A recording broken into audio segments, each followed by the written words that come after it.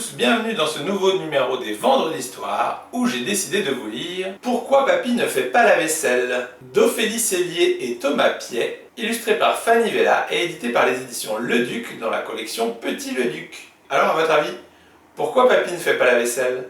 Il n'y a qu'un seul moyen de le savoir, c'est d'écouter l'histoire. Mes grands-parents, je les vois très souvent. On mange ensemble presque tous les dimanches. Ma mamie s'occupe de tout en même temps, comme si elle avait plein de bras et de jambes.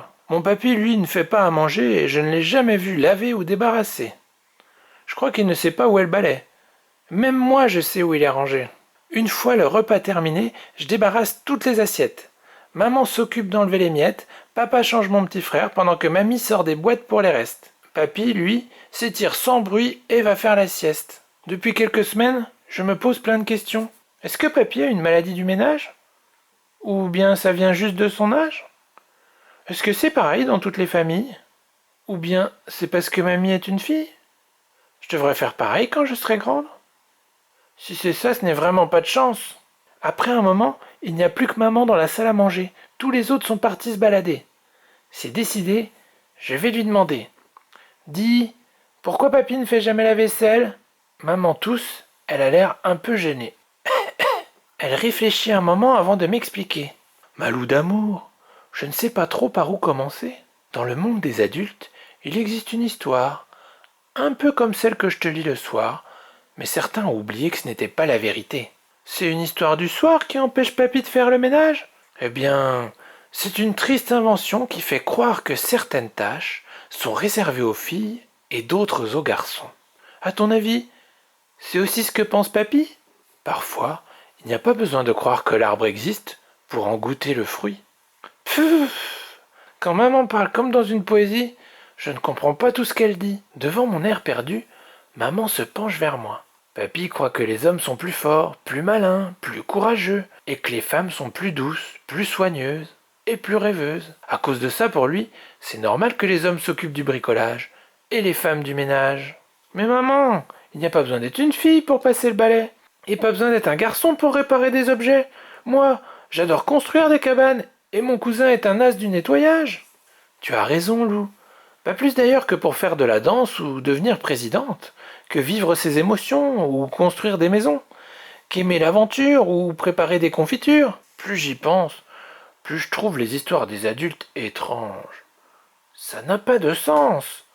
Pourquoi on devrait faire des choses juste parce qu'on est une fille ou un garçon? Et puis pourquoi les filles ne pourraient pas construire des machines? Et si c'était vrai, comment feraient les garçons pour ranger leur chambre? Je n'ai pas l'impression qu'on soit si différents. Est-ce qu'ils pensent qu'on est moins bien qu'eux? Pourquoi moi je n'aurais pas le droit de faire ce que je veux? Il y a du bruit dans le jardin. On dirait que la balade est finie et que tout le monde revient. Mamie s'active déjà pour préparer le prochain festin. Papa nous dit que le petit est fatigué et qu'il faut vite rentrer. Avec ses yeux à moitié fermés, je crois plutôt que c'est lui qui veut aller se coucher. Papy, lui, s'installe sur le canapé et allume la télé.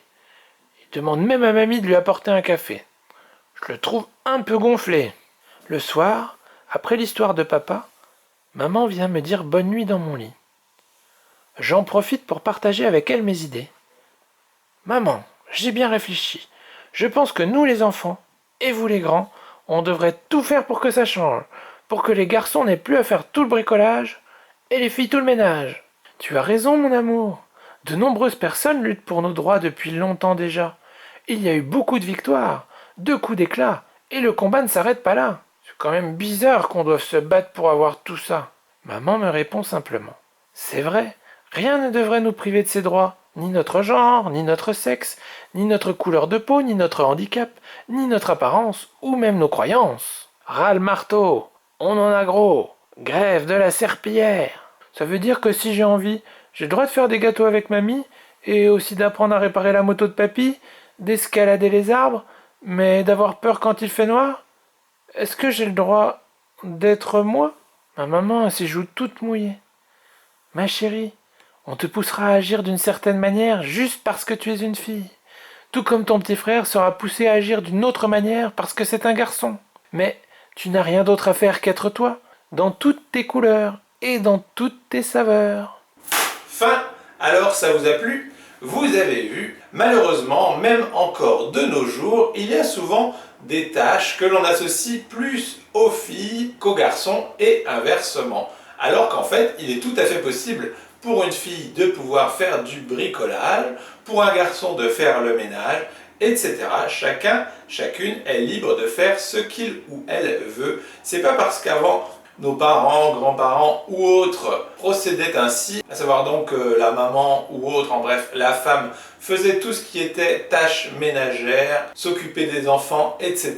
Pendant que les hommes s'occupaient plus du bricolage ou autre, voire ne faisaient pas grand-chose en comparaison, puisqu'ici, son papy tout au long de l'histoire, à part rester assis dans son canapé, il fait pas grand-chose. Donc c'est pas parce que c'était comme ça avant qu'il faut faire pareil. Donc n'hésitez pas à faire changer ces choses-là en faisant en sorte qu'aussi bien les filles que les garçons mettent la main à la pâte pour tout ce qui est tâches ménagères afin de venir à bout des inégalités hommes-femmes. Donc voilà, sur ces bonnes paroles, il ne me reste plus qu'à vous souhaiter une excellente journée, un excellent week-end et je vous dis à la semaine prochaine pour une nouvelle Vendredi Histoire. Salut!